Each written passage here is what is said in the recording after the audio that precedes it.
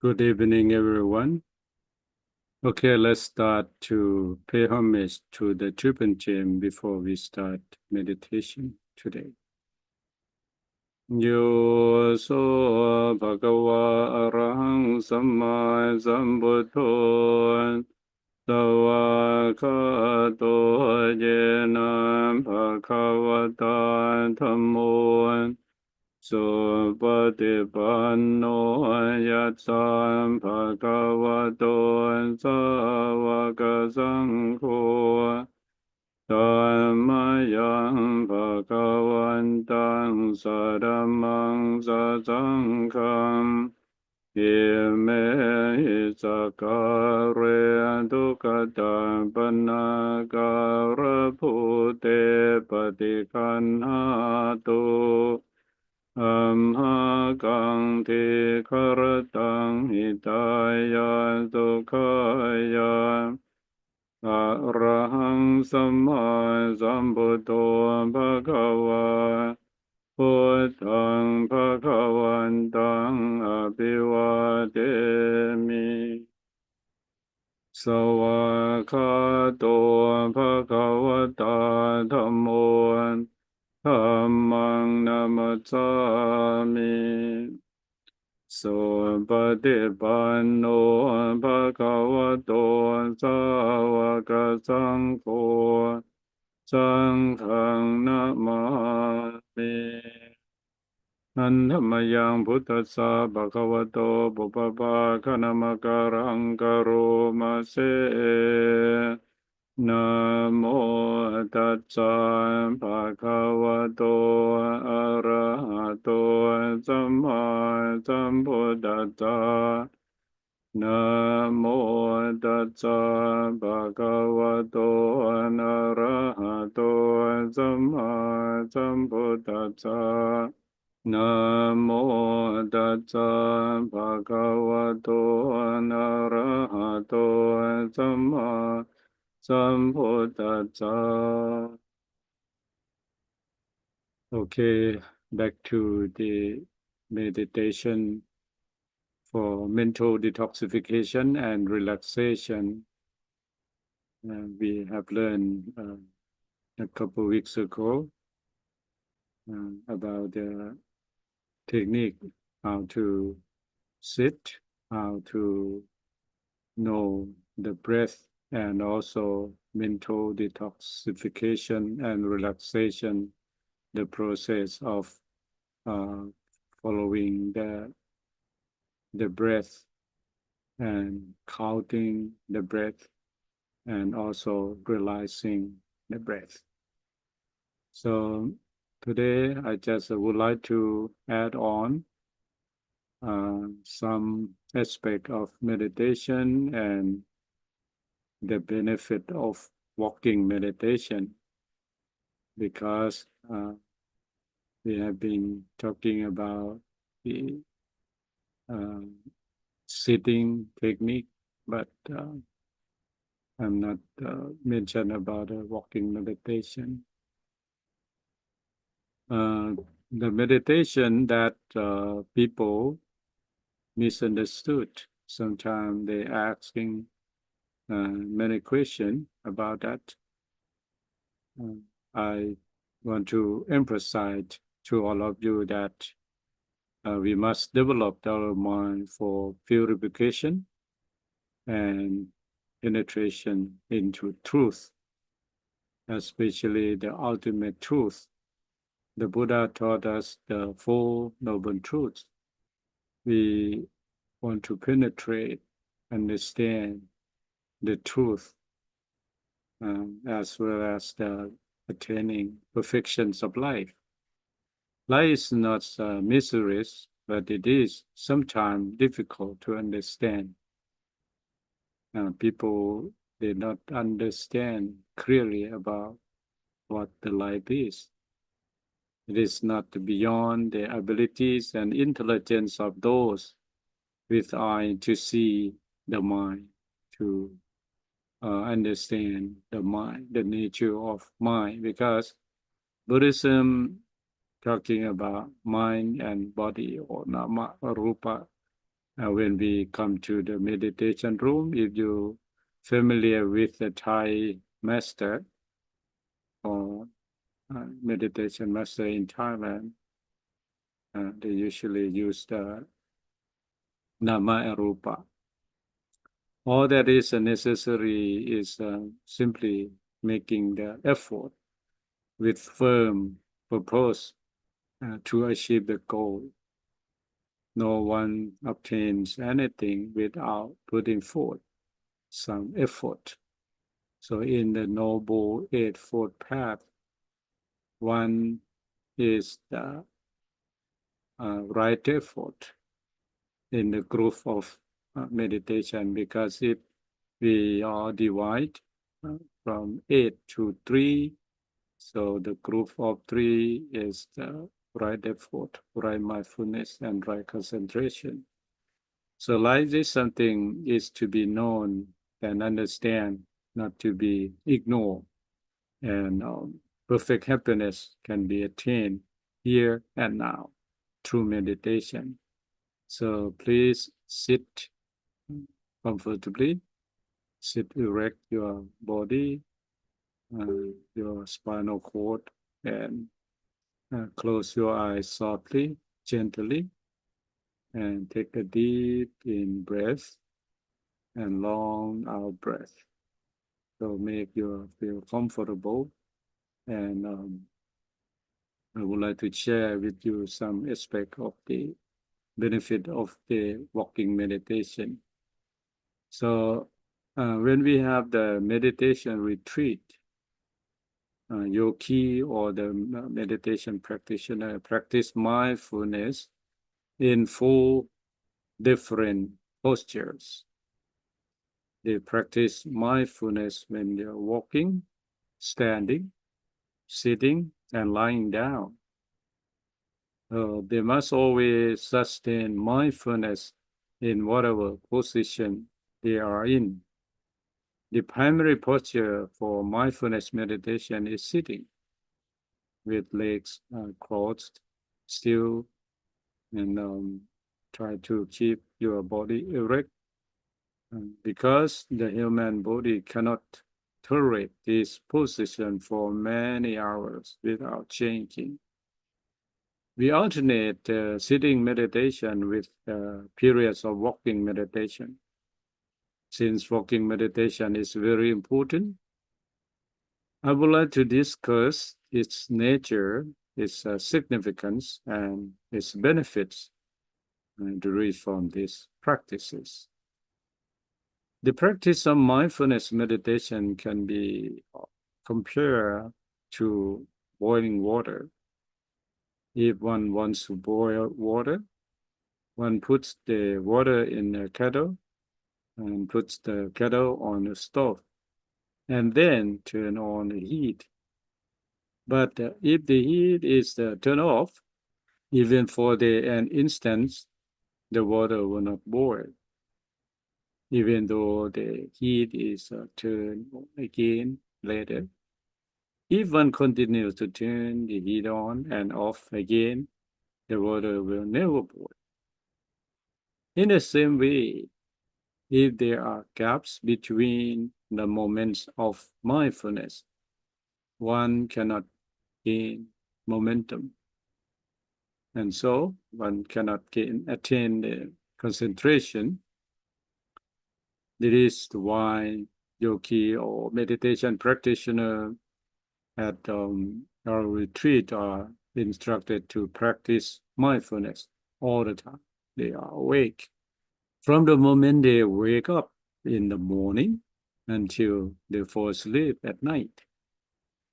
Consequently, walking meditation is integral into the continuous development of mindfulness.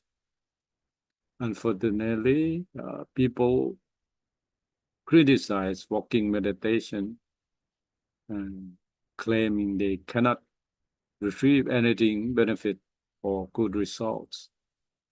But it was the Buddha himself who first taught walking meditation in the great discourse on the foundation of mindfulness.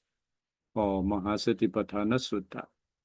The Buddha taught a walking meditation 2 times. In the section called Postures, he said that a monk knows I am walking when he is walking, knows I am standing when he is standing, knows I am sitting when he is sitting, and knows I am lying down when he is lying down. In other sections called Clear Comprehension, the Buddha said, a monk applies clear comprehension in going forward and backward. Clear comprehension means the correct understanding of what one observes. To correctly understand what is observed, the yogi or the meditation practitioners must gain concentration. To gain concentration, he must apply mindfulness. Therefore, when the Buddha says monks apply clear comprehension, we must understand that clear comprehension, mindfulness, and concentration must be used. Thus, the Buddha instructed the meditators to apply mindfulness, concentration, and clear comprehension while walking, while going forward and backward. Walking meditation is therefore an essential part of this process. Although it is not recorded in this sutta that the Buddha gave details and specific instructions for walking meditation, we believe that he must have given such instruction at some time. The Buddha's disciples must have learned those instructions and passed them on through successive generations. In addition, teachers of the ancient times must have some formulated instructions based on their practice. We have a very detailed set of instruction on how to practice walking meditation. Let us now talking about specifically about the practice of walking meditation. If you are a complete beginner, the teachers may instruct you to be mindful of only one thing during walking meditation, to be aware of the acts of the stepping while you are making a note suddenly in the mind, stepping, stepping, stepping, or left, right, left, right. Means that you notice that your step and your right foot or left foot, you move. You may walk at a slower speed than usual during the practice. After a few hours or after a day or 2 days meditation, you may be instructed to be mindful of two occurrences. One, stepping, and two, putting down the foot while making the mental note, stepping, putting down. You will try to be mindful of 2 stages in the step, stepping, putting down, stepping, putting down. Later, you may be instructed to be aware of 3 stages. Number 1, lifting the foot.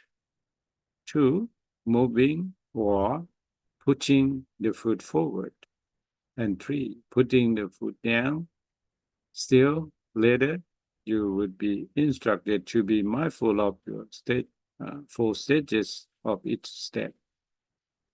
Lifting the foot, moving it forward, putting it down, and touching or pressing the foot on the ground. You would be instructed to be wholly mindful and to make a mental note of these 4 stages of the foot movement: lifting, moving, forward, putting down, pressing the ground. At first, yogi may find it challenging to slow down. Still, they are instructed to pay close attention to all the movements involved. And as they pay closer and closer attention, they will automatically slow down. As you pay close attention, slowly down come to them automatically. One may move at the 60 or 70 or even 80 miles per hour when driving on the freeway. Driving at a speed one will not be able to read some of the signs on the road. Even once you read those the signs, it is necessary to slow down. Nobody has to say slow down, but the driver will automatically slow down to see the signs. In the same way, if meditation practitioner want to pay close attention to the movements of lifting, moving forward, putting down, and pressing and at the ground, they will automatically slow down. Only when they slow down, they can be gently mindful and full aware of the movements. Although meditation practitioners pay close attention and slow down, they may not see all the movements and stages. The stages may not be able to define in the mind, and they seem to continue only one continuous movements.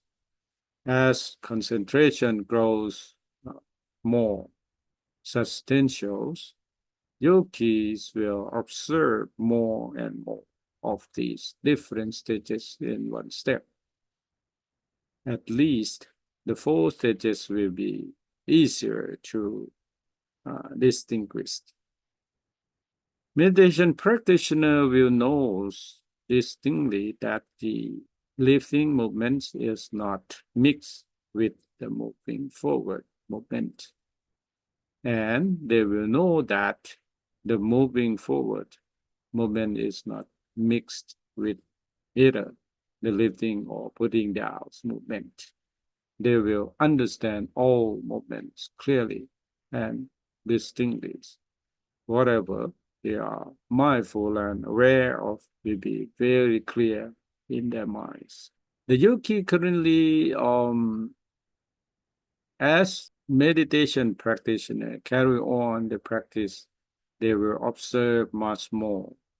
When they lift their foot, they will experience the lightness of the foot. When they push the foot forward, they will notice the movement from one place to another.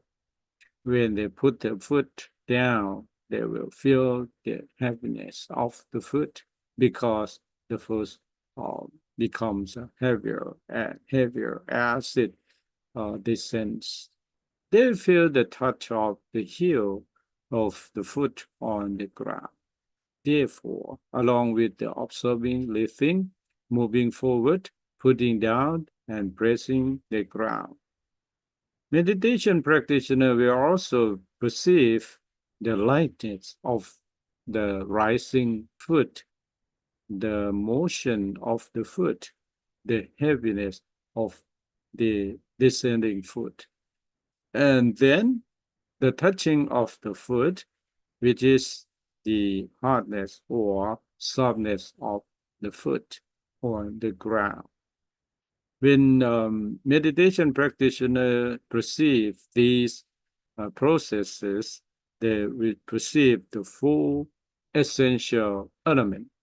In Pali, we call dhatu. The full essential elements are the elements of earth, the elements of water, the elements of fire, the elements of air. By paying close attention to these 4 stages of walking meditation, the 4 elements in their true essence are perceived not merely as concept but as actual processes, as ultimate reality. So let us go into a little more details about the characteristic of the elements in walking meditation. In the first movement, that is, the lifting of the foot, yogi perceive lightness, and when they perceive lightness, they virtually perceive the five elements. One aspect of the five element is making things lighter. As things becomes lighter, they rise in perceiving the lightness in the upward movement of the foot. The meditation practitioner perceives this essence of the five element. But in lifting the foot, there is also movement beside lightness. Movement is one aspect of the air element. However, blindness, the five elements, is dominant.